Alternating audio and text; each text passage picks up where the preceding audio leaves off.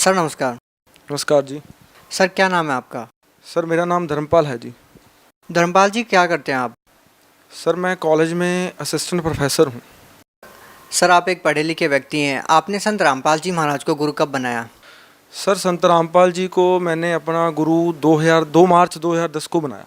Sir उससे पहले आप कोई साधना करते थे? हाँ, उससे पहले जैसे मेरा जो जन्म है वो एक हिंदू परिवार में हुआ। हिंदू परिवार में होने की वजह से जो हमारे परिवार में जो ख़ानदानी जो परंपराएं चलती आ रही हैं, साधनाएं चलती आ रही हैं, वो सभी साधनाएं हैं मैं करता था। जैसे मंदिर में जाना, व्रत रखना, ये श्राद्ध निकालना, पितर पूजा, माई मसाणी की पूजा, ठीक है। इसके अलावा पंजाब में जन्म होने के कारण गुरुद्वारे में भी आस्था थी, ठीक है। वहाँ सेवा करनी गुरुद्वारे में जाके, और इसके अलावा सभी धर्मों को मानते थे, कभी कभी मस्जिद भी चले जाते थे। मतलब सब साधनाएं जो इस संसार में इस टाइम पे हो रही हैं वो सभी साधनाओं को मैं करता था।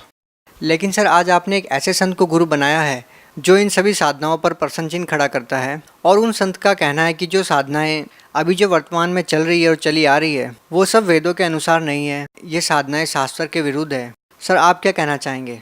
ये बिल्कुल 100% सत्य बात है कि संत रामपाल जी महाराज जी ये बता रहे हैं कि ये मंदिर पूजा है, ये पितर पूजा है, ये श्राद्ध पूजा है, जो भी मैं साधना है आपको पहले बता चुका हूँ, ये साधनाओं का किसी भी वेद शास्त्र ग्रंथ में प्रमाण नहीं है।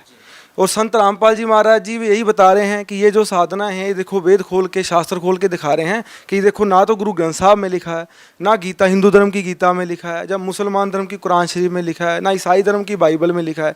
ये जो मुसलमान धर्म, हिंदू धर्म, सिख धर्म और ईसाई धर्म जो भी साधनाएं कर रहे हैं, ये इनके जो हमारे जो पवित्र ग्रंथ हैं सभी धर्मों के, इनमें कहीं भी इन साधनाओं का प्रमाण बिल्कुल भी नहीं है। संत रामपाल जी जो बता रहे हैं वो बिल्कुल सत्य बता रहे हैं। सर आप एक शिक्षित पर्सन हैं, आप खुद एक प्रोफेसर हैं, निश्चित ही आपने बहुत सोच समझ के संत रामपाल जी महाराज को गुरु बनाया होगा। सर हम आपसे ये जानना चाहते हैं कि संत रामपाल जी महाराज के बारे में आपको कैसे पता चला, आप उनकी शरण में कैसे गए? देखो जी, संत रामपाल जी की शरण में मैं पहुंचा, उसके बारे में थोड़ा आपको खुल के बताऊंगा क्योंकि ये बहुत लंबी स्टोरी है। मैं मतलब दिल की बात है जो आपको बताना चाहता हूँ, कि जो मेरे दिल में है वो मैं सबके साथ शेयर करना चाहता हूँ। जैसे कि मैंने आपको पहले बताया कि संत रामपाल जी से जुड़ने से पहले मैं हिंदू धर्म में जो साधनाएं हैं वो सभी करता था। तो जब से मैंने होश संभाला है, तो जो मेरे परिवार है, जैसे मेरे नाना नानी हैं, दादा दादी हैं, मेरे मामा जी, मेरे मासी थे, तो वो भी यही साधनाएं करते थे क्योंकि परंपरा की चलती आ रही थी साधनाएं, वो यही कर रहे थे। हम भी, हमको भी जैसे जन्म हुआ उन्होंने बता दिया कि आपने ये करना है, ये करना है, ये करना है, हम करते हैं। हम पूछते थे भी ये क्यों करना है, कहते नहीं ये चलती आ रही है रीत, ये करना पड़ेगा आपको। तो क्या, जब से मैंने होश संभाला तो क्या हुआ कि मेरे मामा जी थे, तो दो मेरी माता जी, दो बहनें थे। जो मेरे मामा जी थे वो 18 साल के थे। उनकी हिंदू देवी देवताओं में, मंदिर में इतनी आस्था थी कि वो मतलब कि इन पूजाओं के बगैर रह नहीं सकते थे। इतनी पूजा करते थे कि मतलब कि मैंने अपनी ज़िंदगी में ऐसा मतलब कि भगवान को पूजने वाला मैंने नहीं देखा अपनी लाइफ में। तो वो क्या हुआ, बिना किसी कारण उन्होंने सुसाइड अटेम्प्ट कर लिया, पक्खे को फंदा लगा लिया। तो नेचुरली बात है, कोई 18 साल का एक लड़का, दो बहनों का एक भाई, उसके बाद माँ बाप का एक लौता लड़का, उसने फंदा लगा लिया। तो आप समझदार हो, आप समझ सकते हो कि उस परिवार की क्या स्थिति होगी। तो मैं तो उस टाइम होश में था। तो क्या हुआ कि जो मेरे नाना जी हैं वो तुरंत थोड़े देर बाद मामा जी के सदमे में वो मर गए। मरने के बाद जो मेरी माँ है ये सदमे में चली गई, भी मेरा बाप भी गया, मेरा भाई भी चला। देखो कि कहीं ना कहीं तो भाई और बाप का सहारा तो लड़कियों को होता ही है, तो वो सहारा है जो वो चला गया। तो माँ रोती थी तो मैं भी रो पड़ता था, मासी रोती थी तो मैं भी रो पड़ता था। क्यों? बच्चा था, नहीं पता था, मालूम नहीं था। वो चीखे मार के रोते थे, मैं भी चीखे मार के रोता था, लिपट जाता था, माँ को लिपट जाता था। तो ऐसे करते करते जो मेरी मासी जी हैं वो भी यही साधनाएं करती थी। तो यही साधना करते करते एक दिन क्या हुआ, उनके पेट में थोड़ी दिक्कत रहने लगी। नॉर्मल सी दिक्कत थी जिसको हम हर्निया की दिक्कत बोलते हैं, वो बहुत माइनर सी दिक्कत होती है। उस दिक्कत का इलाज कराने के लिए वो पटियाला में, हमारे पंजाब में एक रजिंद्रा हॉस्पिटल है, वहाँ दिखाने चले गए। डॉक्टर बोलते भी ये जो प्रॉब्लम है इसका ऑपरेशन करना पड़ेगा, नहीं तो ये दर्द है ये रुकेगा नहीं। तो मेरी मासी जी बोली ठीक है, रोज़ रोज़ के दर्द से तो अच्छा है कि ऑपरेशन करा लें। तो उन्होंने क्या किया, वो ऑपरेशन कराने चले गए। तो ऑपरेशन के दौरान डॉक्टरों ने उनकी पेशाब वाली जो नस है वो काट दी, वो हमको नहीं बताया। तो उनका जो पेट है वो इतना फूल गया, मुंह इतना फूल गया। हम देखने जाते थे आईसीयू में तो हम घबरा जाते थे। मेरी माता है जो, वो कहती थी अभी अभी मैंने अपना भाई खोया है, अभी ये मतलब कि इसको क्या हो गया, कुछ समझ नहीं आ रहा था। तो फिर क्या हुआ कि कुछ 1 महीने बाद इतनी तकलीफ सहने के बाद मेरी मासी भी मर गई। अब आप सोचो कि एक मेरी माँ का भाई मर गया, बाप मर गया, उसके बाद मेरी मासी मर गई। तो आप ये सोचो कि हमारे ऊपर क्या बीती होगी। मेरा जो बचपन है वो कैसा निकला होगा, आप समझदार हो। चलो थोड़ा समय बीता, कुछ घाव भरे, क्योंकि यहाँ इंसान की जो मतलब कि कह लो व्यवहार नेचर बन गई है कि मतलब कि वो मतलब कि देखो जीना तो पड़ता है, चाहे दुख में जियो गम में जियो, जीना तो पड़ता है। जब तक मौत नहीं आएगी तब तक तो चाहे आप जैसे मर्जी जियो, आपको जीना तो पड़ेगा। चलो जी रहे थे, जीते जीते जीते फिर थोड़ा सा इन भगवानों में है जो आस्था हटी हमारी कि नहीं यार ये मतलब कि इतना दुख तकलीफ हो रही है इनकी भक्ति करने से, मतलब कि ये मतलब इनसे थोड़ा सा मन हटना शुरू हुआ। चलो कोई और अल्टरनेटिव नहीं मिला, कोई और रास्ता नहीं मिला, कोई और मतलब बताने वाला नहीं मिला। तो बताने वाला नहीं मिला तो फिर वही लग गए काम करने। करते करते करते चलो मेरी जो माँ है एक दिन जो है सब्जी मंडी में मतलब कि चली गई सब्जी लेने के लिए। तो इसका एक्सीडेंट हो गया, किसी ने पीछे ले आके जोर से स्कूटर मारा पीठ के ऊपर। तो स्कूटर मारा तो निचले जो 3 मनके हैं वो क्रैक हो गए, रीढ़ की हड्डी के क्रैक हो गए। मनके क्रैक होने के बाद जो है ये 3 साल इसने नर्क भोगा है। नर्क का मतलब आपको समझाता हूँ कि टट्टी पेशाब है जो, वो हम 3 भाई हैं, तीनों भाइयों ने मतलब कि अपनी माँ की चलो संस्कार थे, सेवा की, टट्टी पेशाब उठाया। तो फिर उसके बाद क्या हुआ, 3 साल बाद थोड़ा बहुत चलो चलना शुरू हुई। कुछ देर बाद फिर है जो यही साधना जो मैंने आपको बताई है, करते करते करते जो मेरा बाप है, जो बाप से पहले जो मेरे दादाजी हैं उनको कैंसर हो गया। यही साधना करते, पारंपरिक साधना है। कैंसर से वो इतनी दुर्गति से मरे, इतनी मतलब पीड़ा सही, वो मर गए। उसके बाद मेरी दादी के कीड़े पड़ गए, पाँव में कीड़े, मैंने खुद चलते देखे हैं मतलब कि दादी के कीड़े। यही साधना करते करते। सर कौन सी साधनाएं थी, एक बार फिर हम आपसे जानना चाहेंगे कि इतने सारे दुख तकलीफ़ों का आपको सामना करना पड़ा। सर आखिर आप क्या साधनाएं कर रहे थे? देखो मैंने आपको पहले भी बताया है कि मैं हिंदू परिवार में जन्म लिया मैंने। सो प्रेफरेंस थी जो हिंदू साधनाओं को थी, जो हिंदू धर्म में साधनाएं होती हैं, जैसे मंदिर में जाना, ये देवी देवताओं की पूजा करनी, व्रत रखना, श्राद्ध निकालना, पितर पूजा, माई मसाणी को पूजना, ठीक है। ये सब जो मतलब कि हिंदू धर्म में क्रियाक्रम है, वो जो मेरे को सुन रहे हैं आपको भी पता होगा, ये सब मतलब कि साधनाएं हम करते थे। और इसके अलावा जो मेरे माता पिता जी हैं, मैं आपको एक बात बताना भूल गया, मेरे माता पिता जी हैं वो राधा स्वामी पंथ हैं, जो वो व्यास से भी उन्होंने नाम दीक्षा जो ले रखी थी, उनकी भी वो साधना है, बहुत करते थे। सुबह मतलब कि उठ के बैठ जाना 4-4 5-5 घंटे, ठीक है, आंखें बंद करके, कान बंद करके, चौंकड़ी मार के बैठ जाना, चाहे गुड्डे काम करें ना करें, शीर काम ना करे, ये ऐसी भक्ति करवाते थे कि आपको चौंकड़ी मार के है जो वो बैठना पड़ेगा, इनकी कंडीशन थी ये, ठीक है। वो साधना करते थे। यही जो है दादा दादी हैं वो राधा स्वामी पंथ से नहीं जुड़े थे, वो देवी देवताओं की पूजा करते थे, ये श्राद्ध निकालना, ठीक है। और चलो सत्संग सुनने तो जाते थे राधा स्वामी। मेरी मासी थी वो देवी देवताओं की पूजा भी करती थी, राधा स्वामी से भी जुड़ी हुई थी, ठीक है। मेरा मामा जी था वो भी देवी देवताओं की बहुत पूजा करता था। नाना जी थे मेरे, वो भी राधा स्वामी थे और देवी देवताओं की पूजा करते थे। ये सब साधनाएं हैं जो आपने मेरे को पूछा, ये दोबारा आपके सामने मैंने इसका जिक्र किया है। फिर आपने बताया कि आपके दादी जी की डेथ हो गई, उसके बाद आपकी मम्मी जी को स्कूटर से पीछे से टक्कर लगी। सर उसके बाद आपको क्या क्या समस्याओं का सामना करना पड़ा? देखो उसके बाद क्या हुआ, इतना कहर टूटने के बाद भी समझ नहीं आया कुछ। पंडितों के पास जाते थे, जहाँ कोई बता देता था चले जाओ वहाँ समाधान बता देगा, ठीक है। बहुत पैसा ख़राब किया, बहुत लोगों के पास किए, तो अपनी जिनकी सोच है वो अपनी सोच से बता देते थे, पर उनसे कोई फ़ायदा नहीं हुआ। चलो ऐसा करते करते करते, जैसे मैंने आपको बताया, मैं ना हिंदू धार्मिक साधनाएं करता था, तो मैं ना नैना देवी माता है जो वैष्णो देवी माता है वहाँ पहुँच जाता था। तो मैं सिर्फ यही कहता था भगवान से, माता से, या जिसकी मंदिर में जाना, गुरुद्वारे में जाना, यही कहता था, भगवान मेरे को कुछ नहीं चाहिए, मेरे को सबसे बड़ा तोहफा मेरे माता पिता दिए हैं आपने, ये सबसे बड़ा तोहफा है मेरे लिए, इससे बड़ा मेरे लिए तोहफा कोई नहीं है इस संसार में, तो ये सबसे कीमती चीज़ है मेरे लिए। तो बस इनका जो है वो रक्षा करना, और मेरे जो भाई हैं, मेरा परिवार है, इसके ऊपर दया रखना, मेरे को कुछ नहीं चाहिए। मैं तेरे को मानूंगा, दिल से मानूंगा, तेरे नंगे पैरी तेरे पास आऊँगा, ये सब मैं मतलब करता था। तो क्या हुआ, जैसे मेरी माता को मैंने बताया एक्सीडेंट हुआ, रीढ़ की हड्डी टूटी, तकलीफ सही, नर्क सहा। नर्क सहने के बाद जो मेरे पिताजी हैं उनको लीवर कैंसर हो गया। एक दिन दर्द उठा, डॉक्टर के पास ले गया, तो डॉक्टर ने स्कैन किया, जो मतलब कि टेस्ट थे वो सारे किए, तो मेरे को बताया, मैं गया था पापा के साथ, तो पापा को मेरे को बताता है डॉक्टर, बेटा भी टेंशन तो नहीं लेगा। मैंने कहा सर नहीं टेंशन तो लोगों को, पहले ये बताओ को घबराने वाली बात तो नहीं है। उसने मेरे को जफ्फी डाल ली, ऐसे डॉक्टर ने जफ्फी डाल ली, कहता है बेटा तेरे पापा को ना कैंसर है। जबकि आपके पापा ने राधा स्वामी व्यास से नाम ले रखा था।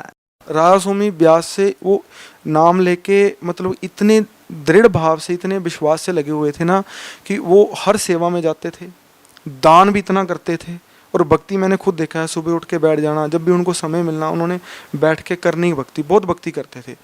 तो फिर क्या हुआ, लीवर कैंसर हो गया उनको, तो ये मतलब कि बर्दाश्त के बाहर था, ये इतना बर्दाश्त के बाहर था कि मेरे पाँव कांपने लग गए।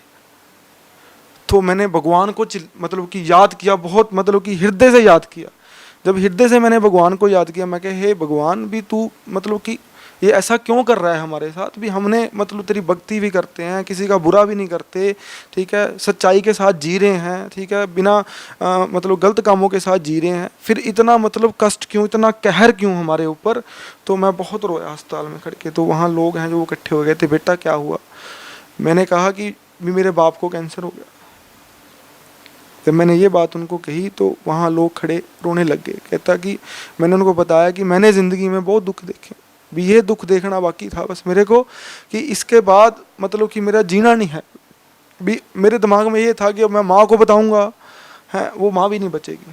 फिर मैंने सोचा अगर मेरी माँ ना बची तो मैं ये लिख के मरूँगा, ये मैं लिख के मरूँगा कि मैंने इनकी भक्ति की, भगवानों की, इनकी साधना की, ये लिख के मरूँगा कि इन भक्ति से मेरे ऊपर ये कैद टूटा। आप भक्ति मत करना, इन भगवानों की इन साधनाओं को मत करना, उससे अच्छा बिना इनकी साधना से जीना है। तो ये मैं सोच गया था, भगवान मैं कह के मरूंगा ये बात, ये भक्ति करने से मेरे को ये मतलब कि मिला है, ये मैं कह के मरूंगा। तो क्या हुआ, मम्मी को नहीं, मैंने बताया कैंसर हो गया। तो एक दिन क्या हुआ, 1 महीने का टाइम दिया डॉक्टरों ने पापा को। तो 1 महीने के बाद मेरे हाथ में पापा मतलब हाथ से चले गए। वो समा था, इतना बड़ा कहर टूटा कि मेरे मतलब कि आपको मैं शब्दों से बयान नहीं कर सकता, क्योंकि मेरे ना ये कलेजा यहाँ आता है जब मैं वो बातें शेयर करता हूँ किसी से, क्योंकि वो मेरे को पता है वो दुख कितना बड़ा दुख था मेरे लिए। तो फिर क्या हुआ कि जैसे कहर टूटा तो ये जितने मेरे दोस्त मित्र थे ये सब ने मेरा साथ छोड़ दिया, सब दूर भाग गए। क्योंकि जब इंसान पे विपदा डलती है तो ये सब भागते हैं, ये सच्चाई है, ये भागते हैं सब। यहाँ कोई दोस्त नहीं है, कोई रिश्तेदार नहीं है, ठीक है, सिर्फ भगवान ही सहारा है। अगर भगवान है जो वो मतलब कि सच्चा मिले आपको। तो फिर क्या हुआ, मेरी माँ ने तो नेचुरली है, पागल तो होना था, वो मतलब कि अपना संतुलन खो बैठी, वो पागलों की तरह व्यवहार करती थी, दीवार में सिर मारने, बाल खिंडा लेने। फिर क्या होना, उसको एकदम दौरे पड़ जाने, मैंने डॉक्टरों के पास लेके जाना, डॉक्टरों ने आधा घंटा बेड पे लिटाया, सोचते रहते क्या करें। वो कहते, डॉक्टर कहते इतनी टेंशन में है कि इसको कुछ भी हो सकता है, ये मर भी सकती है। मैंने कहा डॉक्टर साहब भी आप मतलब पूरी जान लगाओ, भी मेरी माँ को कुछ नहीं होना चाहिए, भी मेरी माँ को कुछ हो गया मेरा जीना नहीं है इस ज़िंदगी में, भी मैं मरूंगा पक्का, मतलब नहर में छाल मार के मरूंगा, जैसे मरूंगा मैं। तो वो कहते बेटा देख, ये तो मतलब कि हमारे हाथ में नहीं है, हमारे बस की बात नहीं है, ये तो मतलब कि इसकी जो स्थिति है ये बहुत ख़राब हो चुकी है। तो क्या हुआ, फिर कोई सहारा नहीं था। उसके दौरान ही जो मेरा बड़ा भाई है उसको क्या हुआ, डिप्रेशन की बीमारी होगी, क्योंकि इतना कष्ट सहा, ये बाप मर गया, माँ बीमार होगी, ठीक है, आर्थिक स्थिति खराब होगी, दोस्त मित्रों रिश्तेदारों ने मुंह फेर लिए। तो इसके चलते चलते क्या हुआ, डिप्रेशन में चला गया। डिप्रेशन से उसको क्या हुआ कि उसके शरीर में ना जलन का रोग हो गया, जैसे कुछ सुइयाँ जब होता है ना, सुई सारे शरीर में ऐसे तड़फता था वो। तो उसको लेके मैं जो है, माँ का भी देखना, उसको लेके मैं फिरता था। एक छोटा भाई है मेरा, वो छोटा था मतलब कि बच्चों जैसा है मेरे, तो उसको भी देखभाल करनी, मैं सारा मतलब बहुत भार है जो मेरे सिर के ऊपर आ गया। आने के वजह से क्या हुआ कि मैं भाई को लेके कभी Chandigarh PGI, Ludhiana DMC, AIIMS Delhi, मतलब कोई डॉक्टर, कोई मतलब कि जो पूछ वगैरह देता है, कुछ मतलब कि जो झाड़ फूस वाले हैं उनके पास, सभी के पास ले गया, पर दिन प्रतिदिन उसकी हालत है जो वो ख़राब होती गई। तो फिर मैंने क्या किया कि मतलब कि मैं आपको सच बताता हूँ, मैं झूठ नहीं बोलता। तो फिर मैंने क्या किया, क्योंकि मेरे से कंट्रोल नहीं हो रहा था, मैं संभाल नहीं पा रहा था स्थिति को, तो फिर मैंने शराब पीनी शुरू कर दी। तो एक दिन मैं गया, मैंने शराब ली, मैंने मतलब कि उस शराब को पिया। तो शराब इतनी पीने लग गया, इतनी पीने लग गया, शरीर का नाश करने लग गया मैं। क्यों? क्योंकि मतलब कि कोई सहारा नहीं रहा, सहारा नहीं रहा, दोस्त का किसी सहारा नहीं रहा, रिश्तेदार का नहीं रहा, भगवान का तो आपको बता दिया क्या सहारा था मेरे को, ठीक है। तो इसके चलते चलते फिर जो मेरा बड़ा भाई है, ठीक है, इसको कोई राहत नहीं मिली। माँ है जो मेरी मतलब काफ़ी डिप्रेशन में चली गई, आर्थिक स्थिति आपको मैंने बताया ख़राब होगी। तो ये मतलब कि करते करते क्या हुआ कि मेरा जो भाई है इसको मतलब कि कोई राधा स्वामी प्रीचर था हमारे खन्ना में, हमारे पड़ोस में ही है खन्ना, 7 किलोमीटर है यहाँ से। राधा स्वामी प्रीचर है, जो राधा स्वामी प्रीचर ने मेरे भाई को कहा कि बेटा देख, मैं राधा स्वामी का सत्संग करता था, तो मैं खाली था अंदर से। मोहनदास है उनका नाम, वो आप मतलब कि राधा स्वामी पंथ के प्रीचर थे, वो सत्संग करते थे। उन्होंने बताया बेटा भी देख, मेरे से वो जानकार थे दीपक के भी, मेरे से तेरी परिवार की स्थिति देखी नहीं जाती भी। मैंने ना एक संत से नाम ले लिया, मैंने राधा स्वामी पंथ को छोड़ दिया कि मैं भी बहुत दुखी था, मैंने भी बहुत कष्ट देखे हैं। सर, आपकी माताजी, आपके पिताजी राधा स्वामी पंथ से जुड़े हुए थे। आपकी माताजी ने अपने पिता को खोया, अपनी मम्मी को खो दिया, उन्होंने अपनी बहन को खो दिया, उन्होंने अपने पति को खो दिया, उनका एक बेटा डिप्रेशन में चला गया, उनका एक बेटा शराब पीने लग गया, खुद उनको दौरे पड़ने लग गए। सर, ऐसी स्थिति में आपका परिवार चल रहा था। सर, इतने सारे दुखों का सिलसिला आपके साथ चल रहा था। सर, आखिर ये सिलसिला थमा कैसे? वो सिलसिला ऐसे थमा कि मैंने आपको बताया कि मेरा जो बड़ा भाई है, ये इनका कोई जानकार था खन्ना में, मोहन दास उनका नाम था। वो संत रामपाल जी महाराज जी से उन्होंने नाम दीक्षा ले रखी थी। वो मतलब राजस्वामी ब्यास से उन्होंने नाम लिया, प्रीचर थे, वहाँ सत्संग करते थे। तो उनको पता चला दीपक के परिवार पे ऐसा कष्ट टूट गया, तो वो भी परमात्मा की खोज में थे। उन्होंने भी मतलब बहुत ज़िंदगी अपनी परमात्मा के लिए मतलब कि वो की है। तो वो उन्होंने दीपक को बुलाया एक दिन, दीपक को बोलते बेटा मेरे से तेरी हालत नहीं देखी जाती है परिवार की। वो भी रो पड़े, कहते भी इतना कहर है जो मतलब कि मैंने मतलब किसी के देखा तो है, पर ये तो मतलब हद होगी, कहते हद होगी कहते। तो फिर क्या हुआ, तो दीपक को बोले बेटा ये पुस्तक ले जा, भी देख है तो तेरी हालत है नहीं इतनी पुस्तक पढ़ने की, फिर भी भगवान की बनाई हुई पुस्तक है, ये पूर्ण संत की बनाई हुई पुस्तक है, इसको पढ़ना और इस पर विचार करना। तो दीपक ने वो पुस्तक घर पे ले आया, ज्ञान भक्ति सदागर का संदेश था, 2009 की बात है ये। भक्ति सदागर का संदेश संत रामपाल जी की लिखी हुई पुस्तक थी। वो लेके घर में आ गया।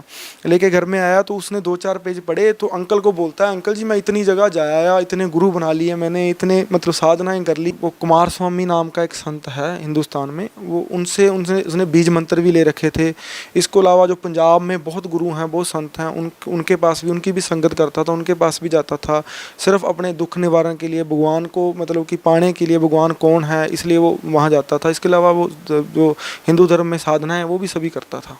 तो फिर आपके भाई ने किताब को पढ़ा? भाई ने मेरे किताब के 2 पन्ने पढ़े। पढ़ने के बाद अंकल को बोला कि अंकल जी भी मेरे को ले चलो वहाँ, भी मेरे को तो बस ठीक होना है, भगवान को पाना है मेरे को, मतलब ठीक होना, मेरे हालत ठीक हो जाए, बस मैं यही चाहता हूँ।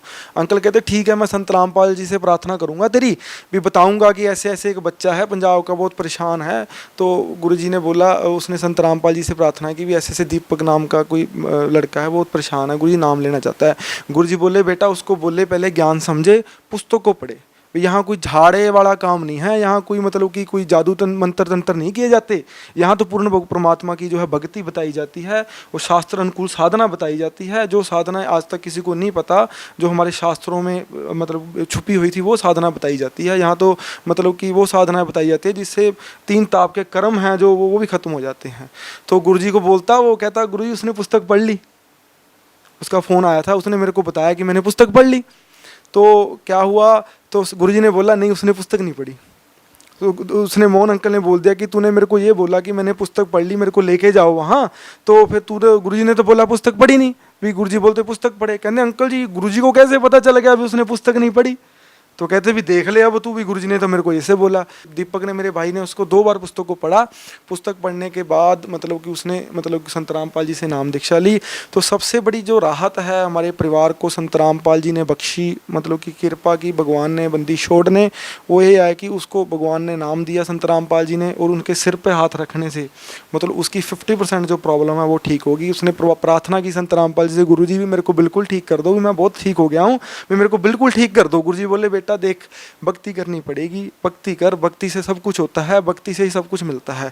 तो इसने 15 दिन और 1 महीना गुरुजी के द्वारा जो मंत्र दिए हुए थे, प्रथम मंत्र जो प्रथम नाम मिलता है हमें, वो प्रथम की मंत्र की साधना करने से ये मतलब 100%, 100 नहीं मैं कहूँगा, 200% कहूँगा, मतलब नॉर्मल से भी नॉर्मल हो गया।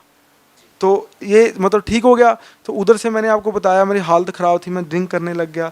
तो ये क्या करता था, घर में सत्संग लगा देता था गुरुजी का, सत्संग लगाता था गुरुजी का। तो गुरुजी पूर्ण संत हैं, अधिकारी हैं इस पृथ्वी पर, मतलब वाणी बोलने वाले, प्रचार करने वाले। तो वो वाणी मेरे दिल पे लगती थी। वो एक दिन बताते कि बेटा अभी आप बहुत बड़े धोखे में हो, आप जो पूजाएं कर रहे हो, साधनाएं कर रहे हो, इन साधनाएं से आपको कोई लाभ नहीं होने वाला, आपकी दुर्गति होगी, आपका नाश होगा। ये साधनाएं करने की नहीं है। कबीर नाम का भगवान है, ये वेदों में प्रमाण है, कबीर साहब भगवान है, गीता में प्रमाण है। वो ये साधना गलत है। जो शास्त्रों वेदों में या जिन संतों ने भगवान को पाया है वो साधना करोगे तो ही आपका जो है वो मतलब कि लाभ हो सकता है, आपको कोई फ़ायदा हो सकता है। अदरवाइज जो ज़िंदगी है, जो कष्ट आना वो आएगा ही आएगा आपके ऊपर। तो मैंने बात सुनी तो गुरुजी ने एक बार और बताई कि काल है, 21 ब्रह्मांड का मालिक है, शिष्य रचना बताई। संत रामपाल जी द्वारा जो शिष्य रचना बताई हुई है वो आज तक इस पृथ्वी पर किसी संत ने वो शिष्य रचना नहीं बताई। और वो शिष्य रचना जो बताई है उसका कबीर सागर में प्रमाण, गीता में प्रमाण, चारों वेदों में प्रमाण, बाइबल में प्रमाण, वो सब जगह इतने इतने एविडेंस रख के रख दिए, सबूत रख दिए। भी देखो ये मैंने शिष्य रचना आपको बताई है भक्ति सागर संदेश में, ये बुक में, ये इतने प्रमाण है। वो शिष्य रचना बताई भी, कबीर नाम का भगवान है, काल ने हमें फंसा रखा है यहाँ जाल में, ठीक है। हम देवी देवताओं की भक्ति करते रहते हैं पर हमें दुख मिलता है, ठीक है। कबीर साहब की भक्ति नहीं करेंगे, पूर्ण भगवान की, पूर्ण जो परम अक्षर ब्रह्म है उसकी भक्ति नहीं करेंगे तो हमें कोई भी लाभ, कोई भी सुख नहीं हो सकता, दुख ही दुख मिलेंगे। तो वो मैंने जब गुरुजी के वचन सुने, मैंने क्या सोचा यार ये मतलब कि कैसा ज्ञान बता रहे हैं। ये ज्ञान तो मैंने कभी सुना ही नहीं। सत्संग भी बहुत सुने, मंदिरों में भी गया, भजन भी बहुत सुने, ठीक है, कीर्तन भी बहुत सुने। तो ऐसा ज्ञान बताने वाला मतलब कि संत है जो संत रामपाल जी ने जो बताया वो मेरे दिल को लगी। जब दिल को लगी तो मतलब कि रोज़ सुनता था परमात्मा की वाणी। तो एक दिन गुरुजी बोलते कि मैं इतना संघर्ष कर रहा हूँ इस मार्ग पर, ठीक है, ये दुनिया फिर नहीं समझती। संत रामपाल जी ने कहा चाहे इस मार्ग पे मेरी जान चली जाए तो मैं संघर्ष करूंगा, मतलब कि सच्चाई है जो जन जन तक पहुंचा के रखूंगा, परमात्मा के ज्ञान को है वो जन जन तक पहुंचा के रखूंगा, परमात्मा के ज्ञान को जो है घर घर तक पहुंचा के रखूंगा। तो मतलब ये बात मेरे को बहुत अच्छी लगी भी ऐसा संत तो कोई भी नहीं कहता, ठीक है ना। तो वो बात मेरे को बहुत अच्छी लगी। और उसके बाद मतलब कि मैं गुरुजी का सत्संग सुनने लगा।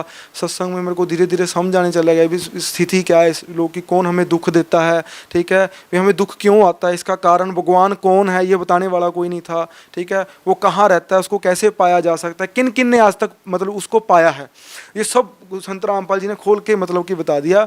तो एक दिन गुरुजी बोलते बेटा नानक जी हैं जो हम पंजाब के रहने वाले हैं, गुरुजी ने एक नानक जी के वचन सुनाए।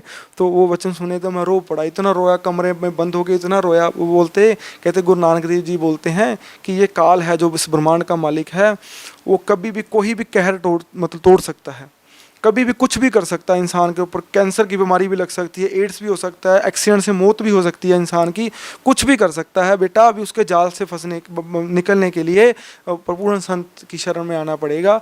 तो ऐसे ऐसे गुरुजी बता रहे थे। सो संत रामपाल जी का मैंने सत्संग सुना तो वो वचन नानक जी के वो वाणी मेरे को याद है। कहते नानक जी कहते कि ना जाने काल की कर जावे, किस वक्त पलट दे पासा, जिन्हां दे सिर ते मौत घूमदी उन्होंने कादा हासा। उस नानक जी से किसी ने प्रश्न पूछा था, वो बहुत लंबी स्टोरी है।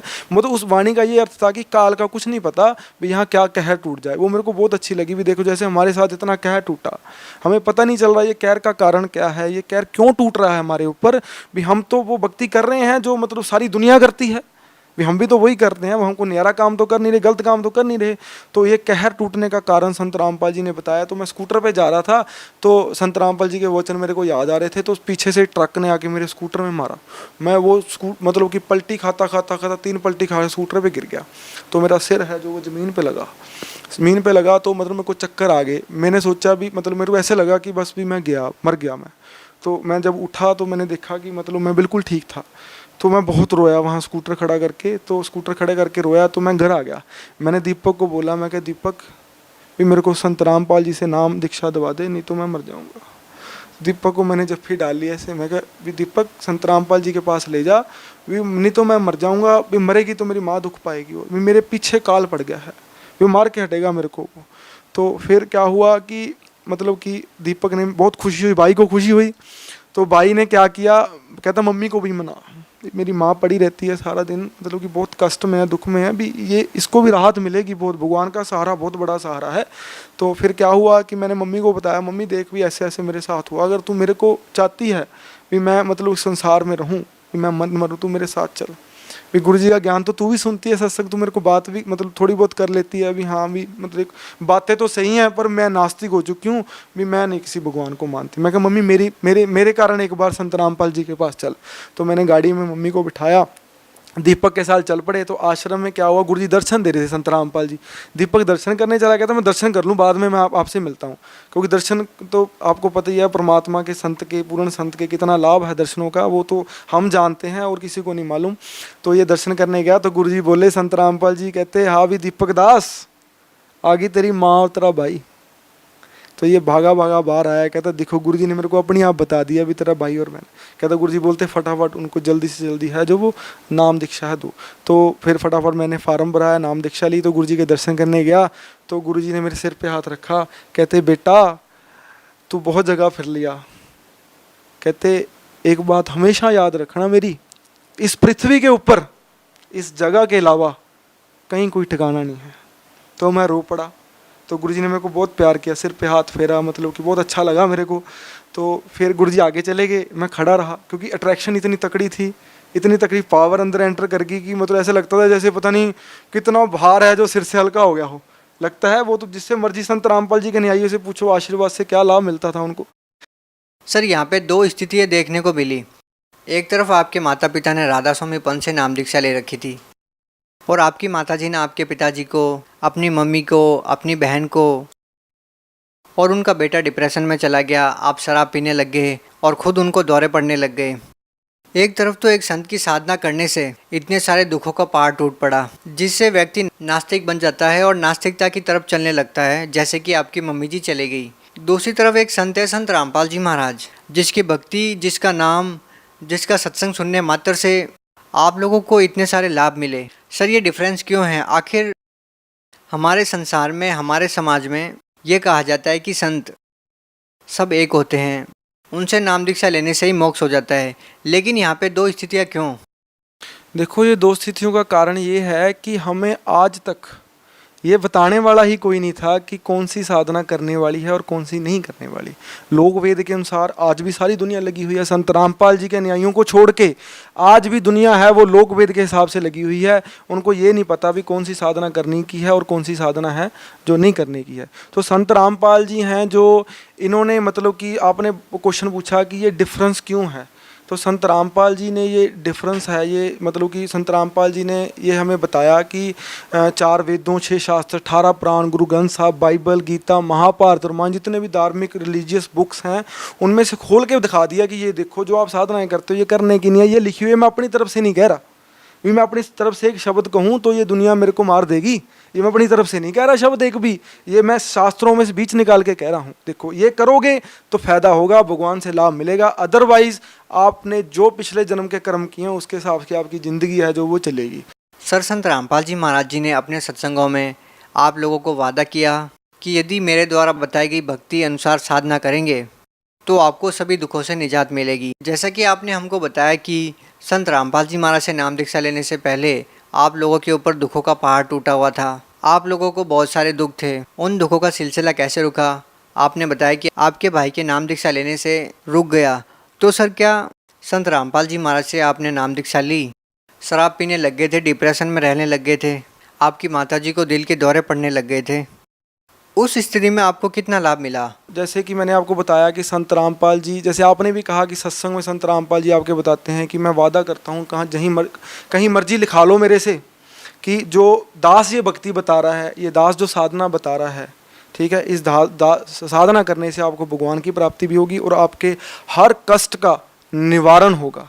तो ये गुरु संत रामपाल जी कहते हैं सत्संग में। तो संत रामपाल जी ने मेरे परिवार के ऊपर बहुत दया बख्शी, मेरी माता जी हैं वो उनके ऊपर दया बख्शी, वो मतलब आज इतनी खुश हैं, रोती ज़रूर हैं कि बंदी छोड़ संत रामपाल जी आप हमको पहले मिल जाते, अब मेरे को पहले ये साधना दे देते भी, हमने 30 साल रास होम में गाल लिए, ये देवी देवताओं की इतनी भक्ति कर ली है ना, अब तो शरीर भी बूढ़ा हो गया। अभी संत रामपाल जी पहले नाम दे देते, रोती अब मतलब है खुश, बहुत इतनी खुश है कि मैं उसको देखता हूँ तो मैं संत रामपाल जी का बहुत बहुत दिल से धन्यवाद करता हूँ। और उसके बाद मेरा भाई है जो वो मतलब संत रामपाल जी नाम लेने के बाद डिप्रेशन से, वो आपको मैंने बताया कि 200%, 100 बोलते हैं, मैंने 200 बता दिया आपको, मेरे को पता है ना 200% की क्या वैल्यू है, तो 200% ठीक हो गया। उसके बाद जो मेरे को लाभ मिले वो मैं आपको बताता हूँ। लाभ तो देखो भगवान ने इतने दिए हैं कि ये संत रामपाल जी महाराज जी उस भगवान की भक्ति जो साधना हमें बताते हैं, करवाते हैं, जो पल पल में लाभ देता है। आपको ऐसे लग रहा होगा कि जैसे मैं मतलब कि झूठ बोल रहा हूँ, अगर मैं झूठ बोलूँ तो मेरी जीभ कट जाए, मेरी जीभ कट जाए अगर मैं झूठ बोलूँ, तो मेरे को पल पल में लाभ हुए हैं, पल पल में भगवान मेरे साथ चलते हैं। ऐसी संत रामपाल जी ने साधना हमको बताई है। तो क्या हुआ कि जैसे मैंने आपको बताया कि मैं शराब पीनी शुरू कर दी, उससे क्या हुआ कि जो मेरा गाल ब्लैडर है उसमें पॉलिप हो गया, गांठ बोलते हैं इसको, वो होगी, तो दर्द रहना शुरू हो गया। तो दर्द रहना शुरू हो गया तो संत रामपाल जी महाराज जी नाम लेने से पहले की बात बताता हूँ। तो मैं डॉक्टर के पास गया, डॉक्टर बोलता कि स्कैन करा लो, ठीक है, स्कैन कराई तो स्कैन में जो है 6 mm का पॉलिप आ गया गाल ब्लैडर में। तो तकलीफ होती थी, मैं क्या चल कोई बात नहीं, भी अब है तो है नहीं, सहारा देखी जाएगी, जो होगा मरना तो है ही, एक दिन मर जाएंगे, कोई बात नहीं, मैं क्या देखी जाएगी। दुख में था, कुछ समझ नहीं आ रहा था, पागल जैसी स्थिति थी, वो स्थिति बहुत भयंकर स्थिति थी मेरी। तो फिर क्या हुआ कि जब संत रामपाल जी से नाम लिया मैंने, देखो मेरे को 1 महीना तकलीफ तो रही है। तो एक दिन बहुत तकलीफ हुई मेरे को, मैं घर पे ही था, तो मैंने क्या किया, मैंने सोचा कि यार ये तकलीफ दर्द बढ़ता जा रहा है, भी डॉक्टर ने मेरे को बोला था कि इस गाल ब्लैडर को रिमूव करा दो, नहीं तो ये भयंकर बीमारी में कन्वर्ट हो जाएगा। तो क्या हुआ फिर मैंने क्या किया, 1000 रुपया घर से उठाया, तो मैंने फिर स्कैन करा ली। मैं क्या बंदी छोड़, भी मतलब कि आप ही सहारा हो, देखो मतलब कि मैं तुम्हारा बच्चा हूँ, भी मतलब मेरे को पूरा विश्वास है आपके ऊपर कि मेरे को मतलब कोई ऐसा कष्ट नहीं आ सकता, कि मैंने आपको पूरी अच्छी तरह से समझा है, जाना है, और मैंने अनुभव भी किया है, महसूस भी किया आपके मतलब कि उस पावर को महसूस किया है। तो जब मैंने संत रामपाल जी को याद किया तो बस में बैठ गया, तो स्कैन कराने चला गया, तो डॉक्टर ने बोला लेट जा यहाँ। तो डॉक्टर ने मेरी 25 मिनट स्कैन की, पूरे 25 मिनट वो देखता रहा, कहता यहाँ दर्द हो रहा है, यहाँ दर्द हो रहा है। मैंने कहा डॉक्टर साहब बताओ तो सी भी क्या तकलीफ है पेट के अंदर, भी आप तो 25 मिनट हो गए, आगे तो 5 मिनट लगते हैं स्कैन कराने। कहता बैठ जा, भी तेरे को बताते हैं क्या तकलीफ, मेरे को स्कैन करने, मेरा ध्यान मत डिवर्ट कर। वो देखता रहा, पता नहीं संत रामपाल जी ने क्या कुछ दिखा दिया उसको। तो देखता रहा, तो मेरे को बोलता जा अब तेरे को रिपोर्ट देता हूँ। मैं क्या बताओ तो सी, मेरे को बहुत घबराहट हो रही है। कहते घबराने की ज़रूरत नहीं है, भी तू जा बाहर, भी मैं तेरे को बताता हूँ बाद में। तो उसने रिपोर्ट मेरे को हाथ में दमा दी, कहते ये पढ़ ले। तो मैं मतलब कि संत रामपाल जी पे तो पूरा विश्वास था, तो मैंने रिपोर्ट नहीं पढ़ी हो, मैं बस में बैठ गया। तो गुरुजी ने प्रेरणा की, संत रामपाल जी ने कहते बेटा पढ़ तो सही गया इसमें।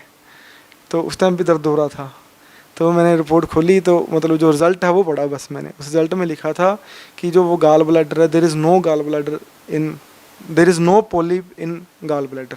तो वो गाल ब्लैडर है अपनी यहाँ परमात्मा ने, संत रामपाल जी महाराज जी ने वो मतलब ख़त्म कर दिया। उसके बाद मेरे को आज 5 साल हो गए संत रामपाल जी से जुड़े को, 1% दर्द नहीं। आज स्कैन करा लो, आज स्कैन करा लो।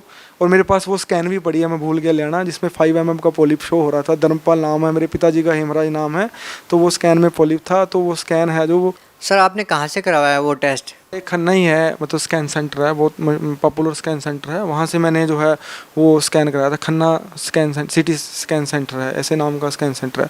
उसके बाद क्या हुआ कि जैसे मैंने आपको बताया कि देखो कहर तो बोर भी टूटे, इतना बता नहीं सका आपको, तो थोड़ा मौका मिला है आपको बता देता हूँ। तो जैसे कोई ना नाम लेने से पहले संत रामपाल जी से कुछ चीज़ आके ना मेरे को दबाती थी यहाँ से गले से, जैसे ये पोर्शन है जो ये काम करता था, बस ये सारा डेड हो जाता था। तो जैसे कोई पास सोआ हुआ है मेरे, तो मैं उसको उठाने की कोशिश करता था, उठा नहीं होता था। वो बहुत मतलब बुरी तरह फाइट होती थी उसके साथ, बहुत मेरे को पीटती थी कोई चीज़, तो मेरे को समझ नहीं आ रहा था क्या चीज़ है वो।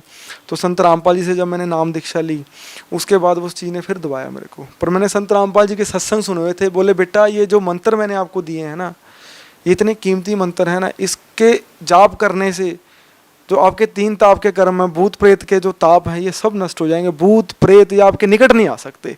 तो मैंने वो परमात्मा की जो है वचन याद किए, तो मैंने वो मतलब कि सिमरन शुरू कर दिया। उस टाइम मेरे पास प्रथम मंत्र था, तो जब मैंने वो सिमरन किया तो उस चीज़ ने मेरे को छोड़ दिया तो आज का दिन है वो मतलब कि मेरे निकट भी नहीं आई। ठीक है, तो संत रामपाल जी से जुड़ने से और बहुत अनेक को मेरे को मतलब कि लाभ मिले हैं।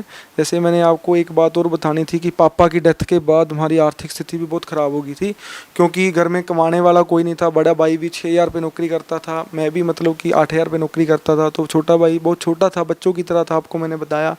तो आर्थिक स्थिति बड़ी ख़राब थी। तो संत रामपाल जी महाराज जी ने मतलब बहुत बड़ी एक दया की, जिससे आर्थिक स्थिति हमारी सुधरी। मेरा भाई है दीपक, वो सोच रहा था कि 7,000 से तो घर का खर्चा नहीं चलता, अभी बहुत कम पैसे हैं, अभी मैं गुरु जी से प्रार्थना करूंगा अभी संत रामपाल जी मैं और कोई नौकरी कर लूं। तो वो संत रामपाल जी के पास गया, मेरे सामने की बात है, वो बोलता है संत रामपाल जी मैं कोई और नौकरी कर लूँ भी, मेरा मतलब कि भगवान संत रामपाल जी तो अंतर्यामी हैं, इनको सब मालूम है। कहते बेटा और नौकरी नहीं करनी तूने कोई। तो संत के वचन है जो वो मतलब कि वाणी है परमात्मा की, कहते संत वचन पलटे नहीं, चाहे पलट जाए ब्रह्मांड, इस ब्रह्मांड को आग लग सकती है पर जो संत के वचन हैं वो पलट नहीं सकते। तो वो संत के वचन हैं वो मतलब कि ऐसे थे कि तीसरे दिन मतलब कि वो जो नौकरी थी 7,000 की कॉन्ट्रैक्ट बेस पे, गवर्नमेंट ने कॉन्ट्रैक्ट बेस पे रखे थे, तो वो 7,000 की नौकरी है जो वो रेगुलर में कन्वर्ट होगी और उसकी सैलरी है जो 40 और 45,000 के बीच है जो सैलरी होगी। इसके बाद क्या हुआ, छोटा भाई फ्री था मेरा, उसने भी संत रामपाल जी से नाम ले लिया था। फिर भी एक मन में डर था कि छोटा है कि गलत संगत में ना पड़ जाए, पर संत रामपाल जी का ज्ञान ऐसा है कोई गलत संगत में पढ़ नहीं सकता। चलो नया नया था, कच्चा था थोड़ा, तो मेरे को डर था। तो मैंने गुरुजी को बोला, गुरुजी भी छोटा भाई मेरा फ्री है, तो गुरुजी दुकान करने की सोच रहे हैं। गुरुजी बोले बेटा कर लो दुकान, भी भगवान है जो आपके साथ हैं। तो गुरुजी का वचन वो मैंने पूरा किया, तो वचन पूरा किया तो मैंने दुकान की स्टेशनरी की। तो जहाँ मैंने दुकान की थी ना, तो लोग ना मेरे को बोलते थे आके भी तू पागल हो गया है, भी ऐसी जगह दुकान कर ली तूने जहाँ ना तो कोई कॉलेज है, ना कोई स्कूल है, ना कोई बच्चा निकलता, 10 बजे तो मार्केट खुलती है यहाँ। तो मैंने कहा कोई बात नहीं, मेरे को अपने संत रामपाल जी गुरुजी पे पूरा विश्वास है कि उनके वचन है, मैं पीछे नहीं कदम हटाऊंगा, चाहे मेरे को जितना मर्जी नुकसान झेलना पड़ जाए। तो भगवान तो नुकसान करते नहीं किसी का, संत रामपाल जी ने ऐसा सत्संग में बता रखा है। तो फिर क्या हुआ, मतलब कि वो पहले दिन गुरुजी का आदेश था कि बेटा भी ये आडंबर नहीं करना, ये मतलब कि जो आडंबर है फंक्शन वगैरह कुछ नहीं करना, भी सुबह अपने गुरुजी का बताया हुआ है नित्यनेम लगाओ और बैठ जाओ, बस 2-4-10 बंदों को बुला लो और चाय पानी पिला दो। तो वैसा जैसा गुरुजी ने मेरे को संत रामपाल जी ने बताया वैसे मैंने किया। पहले दिन 20,000 की सेल हुई है, पहले दिन 20,000 की सेल। मैं बहुत रोया उस दिन भी, मैं कहे बंदी छोड़ भी, मेरे इतनी बड़ी किस्मत, इतने बड़े भाग जो आपने मतलब कि मेरे को शरण में लिया और आपने मेरे को इतने मतलब कि सहारा दिया। जैसे कहते नहीं भगवान ने मतलब कि मेरे को और मेरे परिवार को मतलब भाइयों को ऐसे मतलब छाती से लगा के रखा, छाती से लगा के रखा, छाती से दूर नहीं होने दिया। आज 5 साल।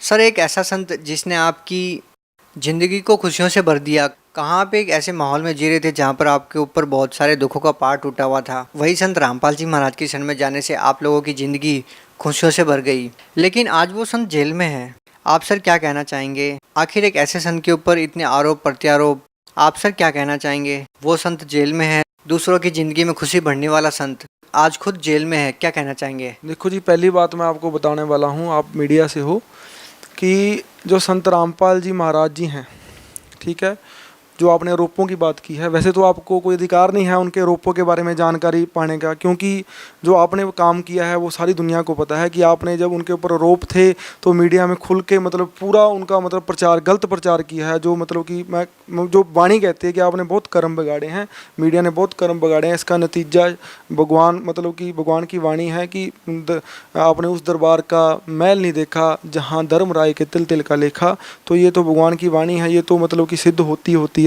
तो जो आरोप आप बात कर रहे हो, ये आरोप हैं जो मतलब कि 100% झूठे हैं, 100% झूठे हैं, एक भी आरोप है जो वो सच्चा नहीं है।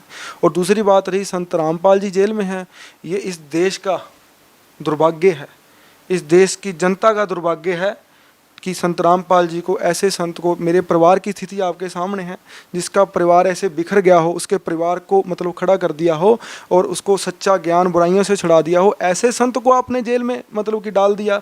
जैसे मैंने आपको बताया कि संत रामपाल जी महाराज जी जेल में हैं, ये देश का दुर्भाग्य है कि वो उनको जेल में डाल दिया, क्योंकि संत रामपाल जी तो एक ऐसे पृथ्वी पर पूर्ण संत हैं, ऐसी मतलब कि पावर के मालिक हैं, जो मतलब कि अनेकों मतलब कि लोगों के जिन्होंने बुराइयां छुड़ा दी, नशा छुड़ा दिया, रोग मुक्त कर दिया, भगवान की साधना बता दी, ठीक है, जीना सिखा दिया। जो मरे हुए थे मेरे जैसे, मरने के तगार पे ही थे, जो जैसे मेरी माँ मर जाती तो मैं भी मर जाता, इनका क्या मतलब किसी का क्या जाता, जाता तो मेरा जाता ना। तो भगवान ने आपके सामने ऐसे मेरे जैसे कई लोग हैं जिनके ऊपर संत रामपाल जी ने जो है वो जो कृपा की है। उसके अलावा मैं आपको ये बताना चाहता हूँ कि जो संत रामपाल जी महाराज जी हैं, वो हरियाणा में एक छोटे से गाँव में उनका जन्म हुआ, और छोटे से गांव में जन्म होने के बावजूद भी उन्होंने जो मतलब कि ज्ञान प्रचार किया है, इस पृथ्वी पर किसी भी संत ने वो ज्ञान प्रचार नहीं किया। और उस ज्ञान प्रचार का जो है इस समाज में लोग विरोध करते हैं। पर देखो, आप दिमाग यूज़ करो ना, बुद्धि यूज़ करो, अपनी बुद्धि को खोलो कि संत रामपाल जी हैं जो लंबे समय से हाथ जोड़ के सादर आमंत्रित कर रहे हैं। उन्होंने चैलेंज नहीं किया किसी को, हाथ जोड़ के सादर मंत्र कर रहे हैं कि जितने भी पृथ्वी पर धर्मगुरु हैं, शंकराचार्य हैं, वो मेरे साथ ज्ञान चर्चा करें, भी मेरे ज्ञान का विरोध मत करें, भी मेरे साथ ज्ञान चर्चा करें। वो जो ज्ञान चर्चा है वो मतलब कि हम आज आपसे भी रिक्वेस्ट करते हैं मीडिया वालों से कि वो ज्ञान चर्चा को आप मीडिया पे दिखाओ।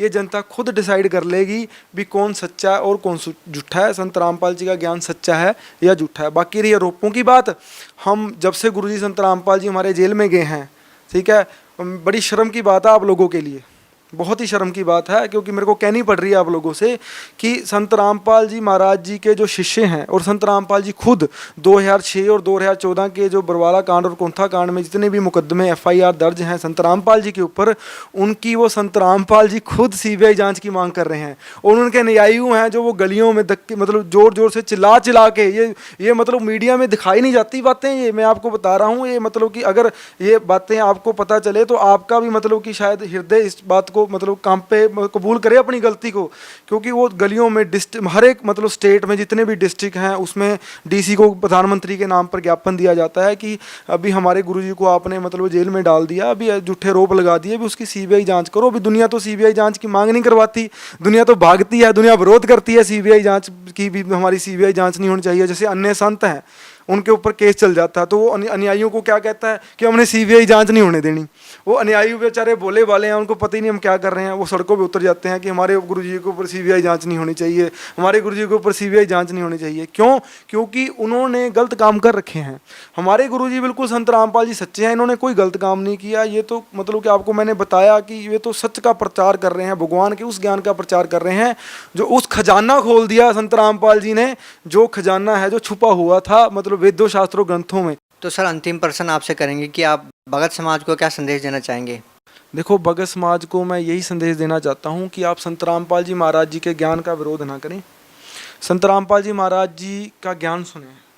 साधना चैनल पर 740 840 पर उनका सत्संग आता है, उनकी लिटरेचर है काफ़ी, आपको उनकी वेबसाइट www.jagatgururampalji.org पे मतलब जो उनकी पब्लिकेशन है संत रामपाल जी की सब मिलेंगी आपको।